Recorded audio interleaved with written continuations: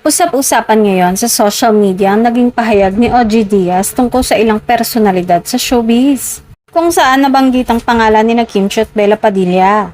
Maraming netizens ang nakapansin sa umano'y pagkakaiba ng paghawak ng dalawa sa kanilang kasikatan at karera sa industriya.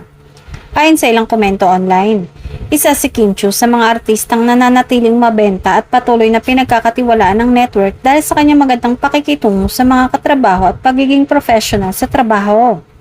Sa kabila ng mahigit 2 dekada sa industriya, marami pa rin na nagsasabing hindi umano lumaki ang ulo ng aktres kahit isa pa siya sa pinakasikat na kapamilya stars.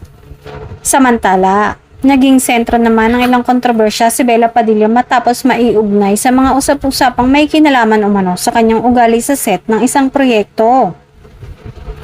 Bagamat wala pang opisyal na pahayag ang aktres hinggil sa mga alegasyong ito, naging sapat na ito upang pag-usapan ng mga netizens at maglabas ng kani-kanilang opinyon.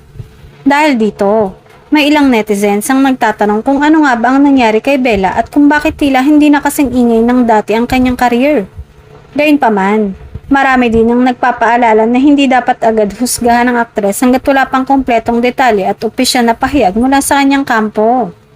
Sa kabila ng mga isyong lumalabas, hindi maikakaila na malaki pa rin ang naging kontribusyon na Bella sa industriya bilang aktres, writer at producer.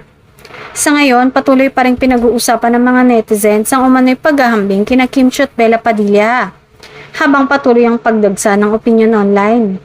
Marami ang umaasang magkakaroon ng paglilinaw sa mga isyong kinasasangkutan ng aktres upang tuluyan ng mabigyang linaw ang mga tanong ng publiko.